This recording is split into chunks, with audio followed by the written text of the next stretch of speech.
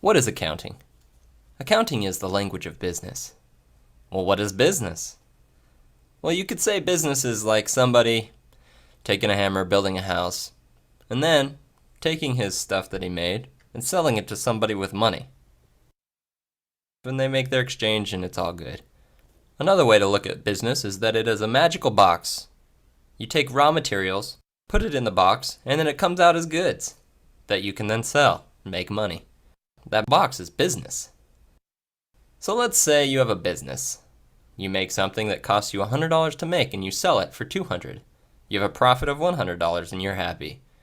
I just told you a story about a business that made $100. So who should we tell our story to?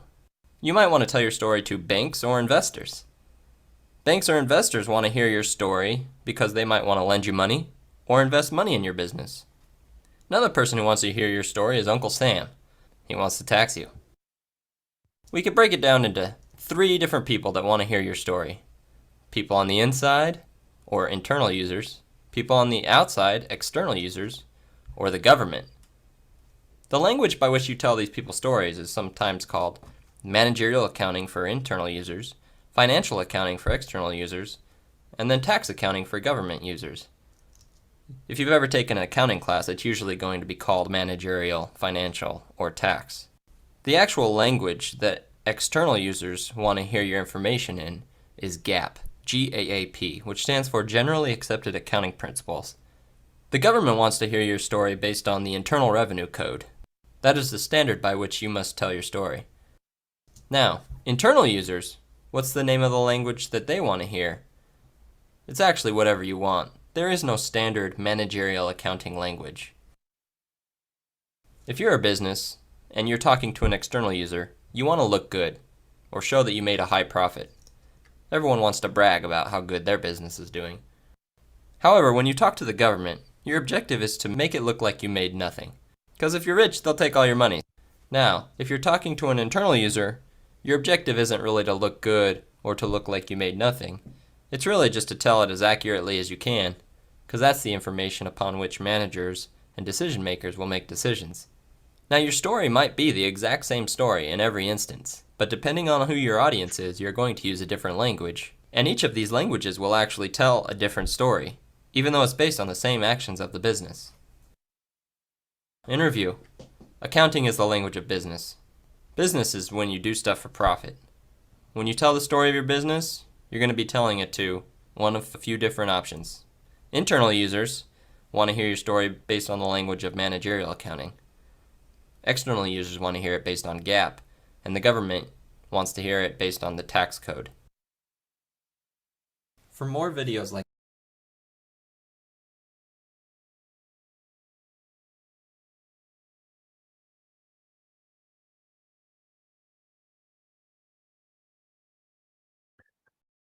Hello, everybody. This is Professor Hassey, and this is our week 1 of Accounting 203 lecture video for the week of June 5th to June 11th. And we started off with a little video explaining accounting and what it represents. And that's one of our key accomplishments of this first week of class, is to understand the definition of accounting and what is it?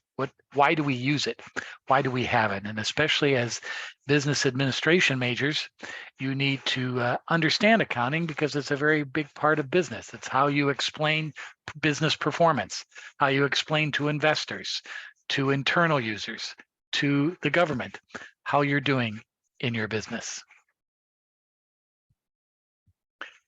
Every week, at the beginning of every week, we will have a lecture video to go over the key topics of the week. And then we'll have a follow-up video at the end of the week to go over review problems. This week, our review problems are out of the textbook, Practice Set A, problems 2 through 7, but they're also included in the review problems section of your week 1 in your Blackboard. So again, since this is an online class with no class time, all my work is posted in Blackboard via PowerPoint, via video, and via definitions in each weekly content of the Blackboard platform. And we'll go over those in just a minute. So this first week, we're learning about the language of accounting. and that tells us about how businesses operate and how to explain those operations. That's the key part of your business administration degree, is to understand that. Then you'll take marketing and finance and organizational management, all key components of business. But without the accounting, without telling people how you're financially doing, those other aspects of the business can't be done. So this is a very important part of your business administration studies. I hope you had some time to look at your Blackboard and see what's on there. A couple things that have to do with our weekly work. First of all, whenever I send you an email announcing videos or announcing activities, it's always in the announcement section of the Blackboard. And here I hear the videos that I've sent out, or the emails I've sent out thus far. And also, beginning this week, you're beginning your assessed work. You'll be doing a discussion post this week, just so I can see how you use Blackboard. And also, just to give us a little biography about yourself and tell us a little bit about yourself for our class. And then I will grade it. I've already graded some for this week, and you'll see your grade in the report card section of your front page of your Blackboard. In other words, whenever you do some work, and as soon as I post the grade, which hopefully we will be rather quickly, you'll always know where you stand in this class. And you can just click on the grade in this section, and it'll give you the details of what makes up that grade. And that's called your grade center. So again, as I discussed, you have a discussion forum this week, which 4 of our 5 students have already completed, where I ask you to do a bio of yourself. Next week, we'll have a second discussion post, which I'll post at the end of this first week, where I'm going to give you a schedule of times that I would like you to select and meet with me, your professor, for about 10 or 15 minutes in the second week of our class, so we can just get to know each other face to face. One of the bad things about online education is you don't really get to know the professor, or you don't really get the feel for the course. And we try to alleviate that by having a meeting with me in week 2. And so you'll pick a time and a date where you'll come on to the Zoom link and meet with me and just get to know each other. And you'll be graded for that participation. So that we'll do that in the second week. This first week, I need to know a little bit about yourselves. It just makes it easier for me to understand, see what your backgrounds are. One of the best things about teaching at the University of Laverne is the background and the diversity of our students. It's always very interesting to learn and to see what types of areas of business and experience you all come from, and it makes for a better course. And so that's why I like to know a little bit about all of you. So again, that's the discussion for this week. And then we get into week 1, our first week of the class, and our agenda, which you have just seen at the beginning of this video. There's our agenda of what we'll try to accomplish this week. And then our assignments, your graded work this week, is the bio that I just talked about, and various things that we'll talk about this week. And then here's a outline of chapter 1 and a PowerPoint of that chapter, which I'll be looking at in just a minute. But you can download that PowerPoint and get a thorough review of the contents of chapter 1, Introduction to Accounting. So that's basically our first week. We'll review some problems on Friday. We're going to get off to a fairly slow start this week, but next week, as you can see in our calendar, we're beginning to cover 3 chapters, basically known as the accounting cycle. So next week, we really button down and get into a lot of things. This week is mainly to get up to speed on the platform of our course and understand the makeup of our course, and make sure you don't have any, or you have any questions of me about our Accounting 203 course.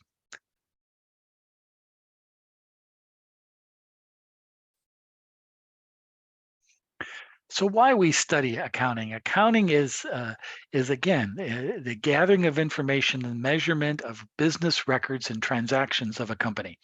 Without it, companies can't operate. Apple cannot raise capital to develop new products. Cisco cannot develop new products. Coca-Cola can't develop new products, and so on and so on.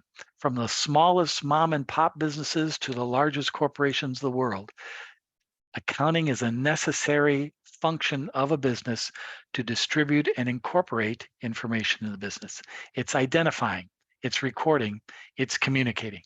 That's what makes that's the importance of accounting. Very important to a management of a proper business. Users of financial accounting, as it mentioned in the video we just saw a little bit earlier, are external users, shareholders, regulators, and internal users, people within the company to see how they're doing, budgeting, planning. It's a language that is used by many organizations to communicate data to make more efficient operations. For some of you who might be thinking of a career down the road, accounting is a very important career objective for many companies. Every company needs accountants for financial, managerial, taxation, treasury operations. Accounting is a necessary ingredient in any employment in a company. There's the ethics of accounting. Companies have to be ethically sound to do business. They have to go by generally accepted accounting principles. They have to make decisions that affect the best way of doing business within the law, within accounting standards. Ethics is a key part of accounting. To keep track of fraud. That's why we reconcile bank accounts. We look over financial statements. We analyze transactions. We have public accountants reviewing our business. There's a lot of instances over the past many years of companies that do fraud. Enron is one example of companies that cheat on their financial statements. Eventually, they get found out. And when they do, end of the business. There's government regulation, the Sarbanes-Oxley Act, which was organized after the results of Enron to stop abuses of companies of public ownership. Remember, most corporations are owned by us, the public. And to ensure that those companies are providing accurate information, the government regulates through the Securities and Exchange Commission their operations. Consumer protection. Again, as I mentioned earlier, these standards or principles by which companies record their accounting information is called Generally Accepted Accounting Principles, GAAP. It provides standards and reliable information for companies to produce their records. International standards. If you do, most businesses in the world now do business multinational. So there's international standards that have been set up.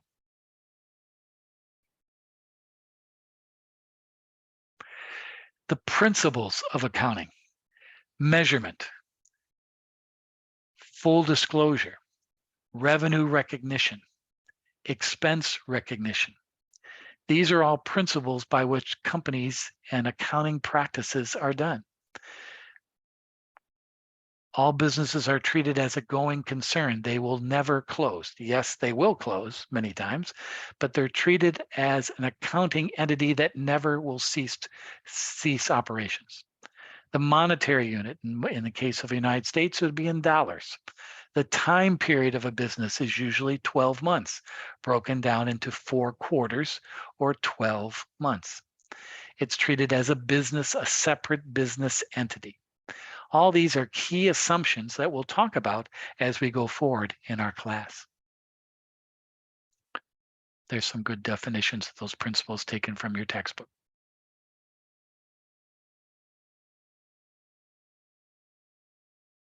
There's 3 different types of businesses: sole proprietorships, one owner; partnerships, multiple partners; a corporation made up of stockholders and owned by various people outside of the business. The key parts of companies.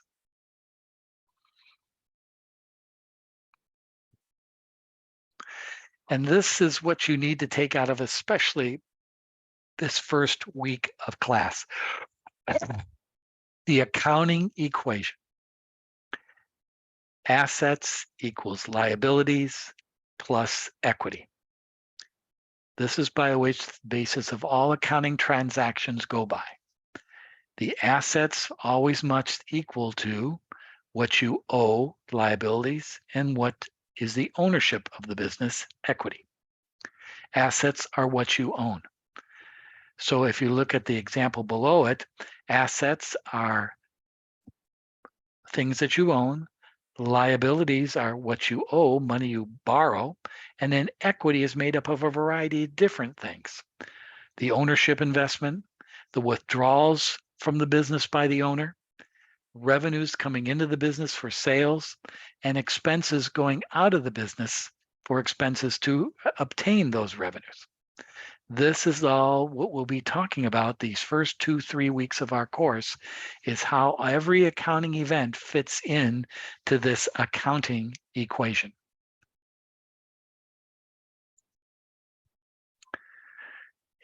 Here's a typical transaction of a company. Chaz Taylor invests $30,000 cash to start a new business named Fast Forward. So Mr. Taylor is beginning a business by investing $30,000 of his money into the business. We break down those transactions into accounts and create accounts to show those transactions. There's cash, which is an asset, and there's Mr. Taylor's equity account, his ownership. Those are the two accounts. Remember, in accounting, because the accounting equation was a left-hand side and a right-hand side, assets, liabilities, and equity, then there must be two transactions for every event.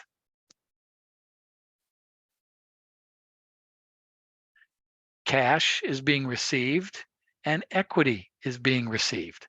Note the accounting equation. $30,000 of assets in cash and $30,000 in equity capital for the owner. Notice the accounting equation is imbalanced.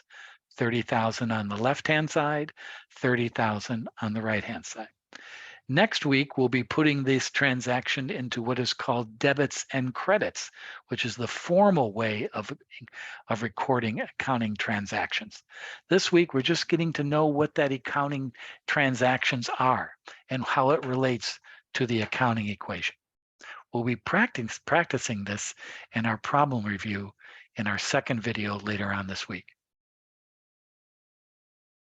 Here's another one.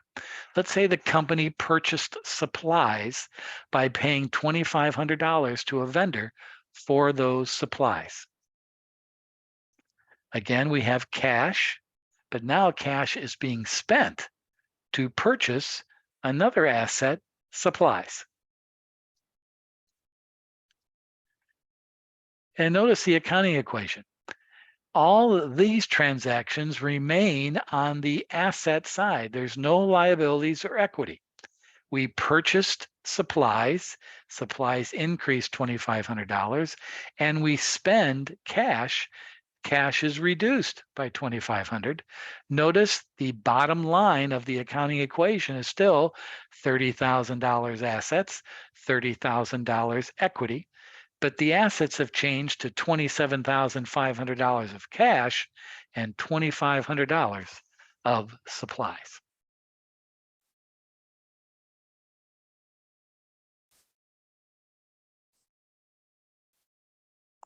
Now let's say we go out and purchase equipment for $26,000 in cash. And again, equipment. What's the difference between equipment and supplies? Supplies have a limited life, less than 1 year. You're always going to use those, probably daily. But equipment can carry on and you can own it for multiple years. So you keep those two types of accounts separate. Again, cash is used to purchase the new asset of equipment.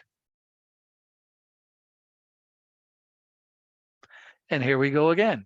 Again, the accounting equation is still in balance, but now cash is being reduced by $26,000, and we're exchanging that asset for another asset called equipment. So now our accounting equation still is 30,000, 30,000, but we've now distributed assets throughout the business in the form of supplies and equipment, and we use cash to fund that.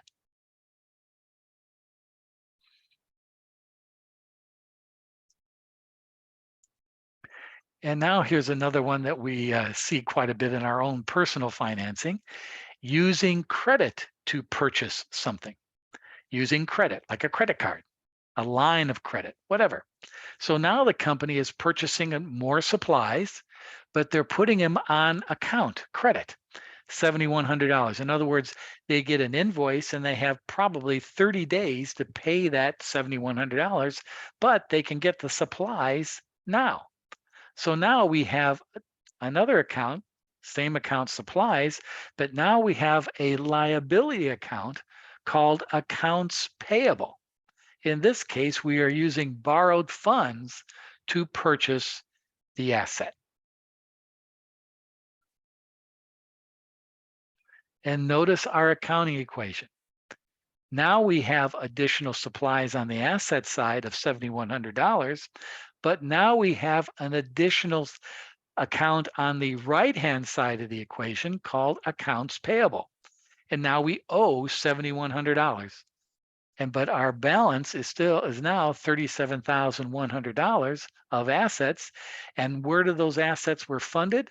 By $30,000 of the owner investing his or her capital and a line of credit or a credit card liability of $7,100.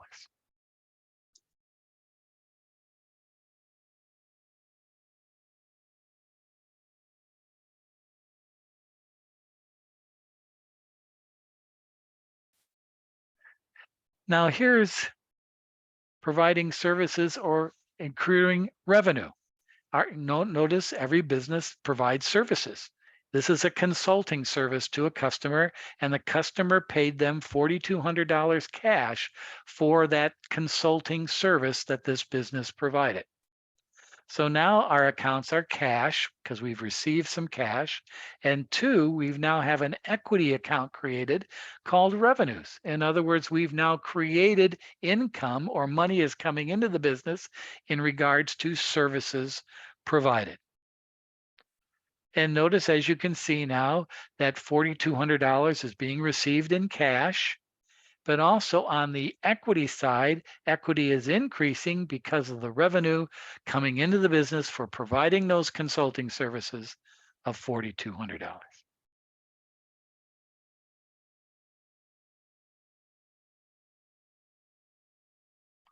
Now, at the flip side of revenue, money coming in is money going out for services provided us as a business.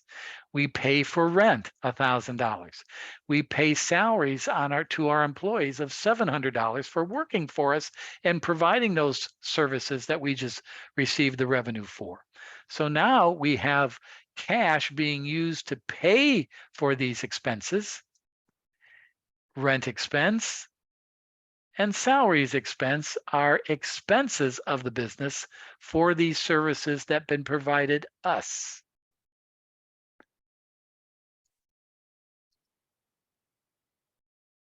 So as you can see now, we have money going out in the term of $1,700 for rent and salaries, reducing the equity position of the company, and we paid for that in cash, reducing the assets of the company. Notice our accounting equation is still in balance.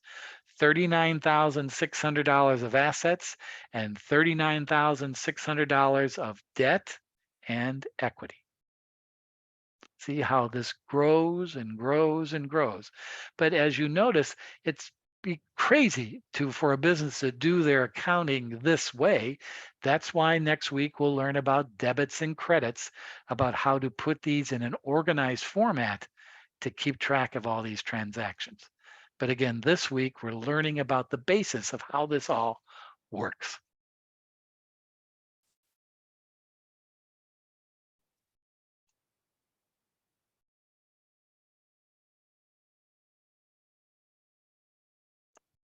Now we're providing services, revenue, but we're billing for those services. In other words, we're providing the services, but they're going to owe us the money.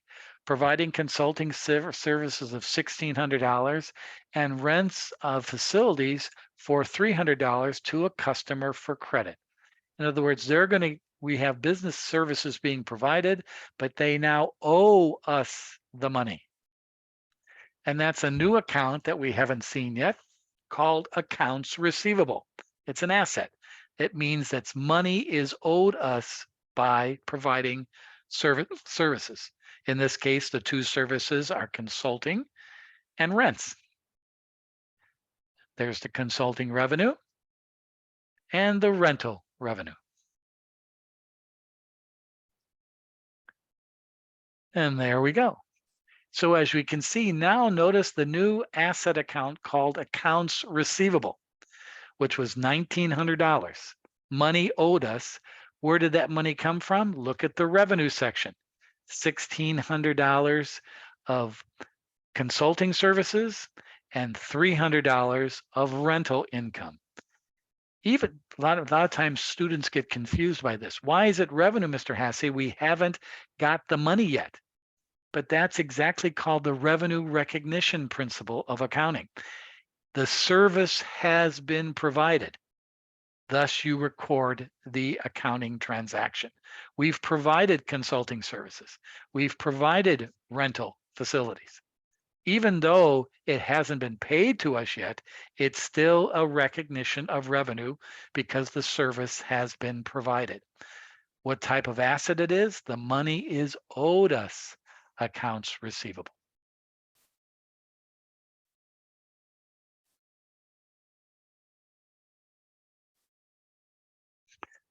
Now our clients are going to pay for our services. They're now client in transaction 8 pays us the $1,900 for the consulting services. So they actually now settle their bill that they owe us. So on one hand, we're going to get the cash as they pay us. And on the other hand, accounts receivable is going to be reduced because they no longer owe us the money.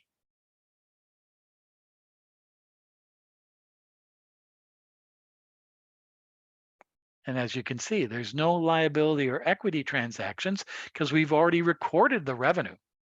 But now that person is paying us for the consulting services and the rental revenue by giving us cash for $1,900. And notice the accounts receivable is now reduced because they've paid us the money they've owed us.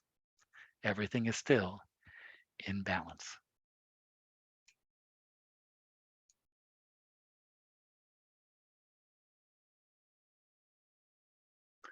And now we're going to pay for a bill that we own, the credit we use to purchase supplies. So now we're going to make a $900 payment on the supplies purchased in transaction 4. So we're going to pay a bill. Cash is going to be used naturally to pay the bill. And we're going to also reduce the accounts payable or the liability because we're paying the bill.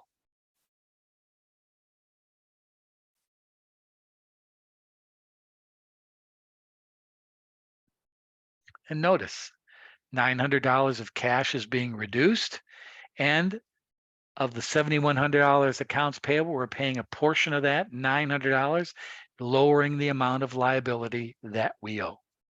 So here we're paying a bill that we owe, whereas the accounts receivable is people paying us what they owe us. In accounts payable, we're paying what we owe, as you can see in this transaction.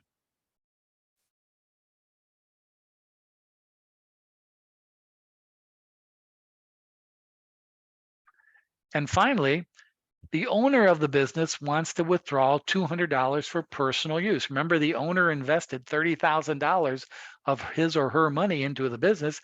Now they're going to take $200 out for personal use. If this was a corporation, this withdrawal would be called a dividend. But since this is a proprietorship or sole proprietorship business with one owner, we call it a withdrawal. So they're taking cash out of the business and they're withdrawing it from equity, the owner. And here it is right here. $200 of cash is being reduced. And notice equity is being reduced by the owner withdrawal of $200. But the accounts are still in balance.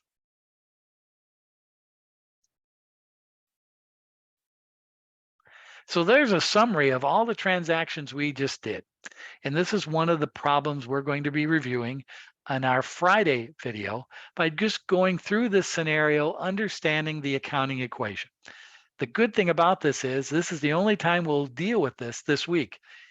In the following weeks of our class, we'll be putting these transactions in what is called a debit and credit journal entry format, which is how it's done in the real world. But for the sake of understanding the language of accounting, we're looking at it in this perspective this first week so you can get a feel of how business transactions work. Assets equals liabilities plus equity. And within those assets, liabilities, and equity are accounts that highlight and represent the transactions. Cash, receivable, supplies, equipment are assets. Accounts payable is liabilities. Owner capital, owner withdrawal, revenues, and expenses are equity. This is our task this week, is to understand this basics of the language of accounting. And we'll review problems on Friday.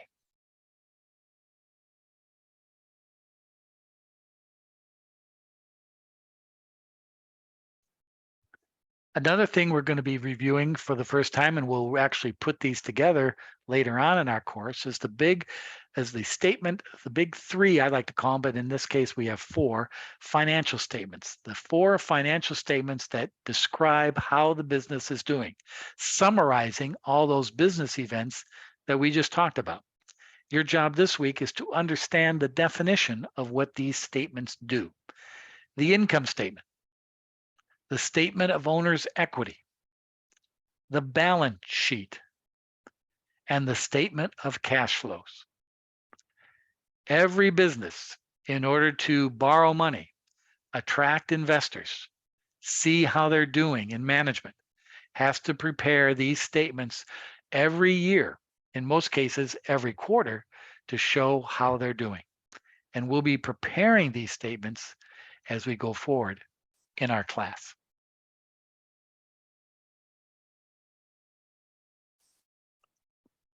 And here they are here, taken from chapter 1. The income statement, which is a statement of revenues and expenses for a period of time. The statement of owner's equity, which is a statement of equity ownership of a business. And the balance sheet, which is a statement of the accounting equation, assets, liabilities, and equity on a given date, usually the last date of the fiscal year. And then the statement of cash flows, which show how the cash is determined. Notice the balance sheet shows $4,800 of cash. The statement of cash flows shows where that $4,800 came from operations, from investing, and from financing. The combination of all those total $4,800, and it breaks that down on the balance sheet. The capital section of the balance sheet is a statement of owner's equity. So notice how all the balance sheets or all the financial statements feed into each other. That's a key thing that you need to understand and track this first week of our class, how they all work and what they tell us.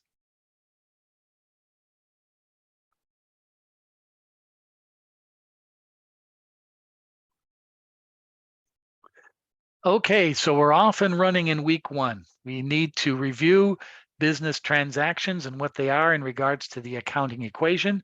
We need to understand the 4 different types of financial statements that explain these business transactions to our users, both external and internal. Our job this week is to understand those definitions, and then we'll review these in our problem work at the end of this week. Don't forget to do your student discussion forum. Get to know Blackboard even more this week. Take a look at some of the videos, and we'll see you all at the end of this week with our weekend update video. So thank you very much. Look forward to working with you all this semester or this summer. Have a great rest of the week, and we'll see you at the end of this week. Adios.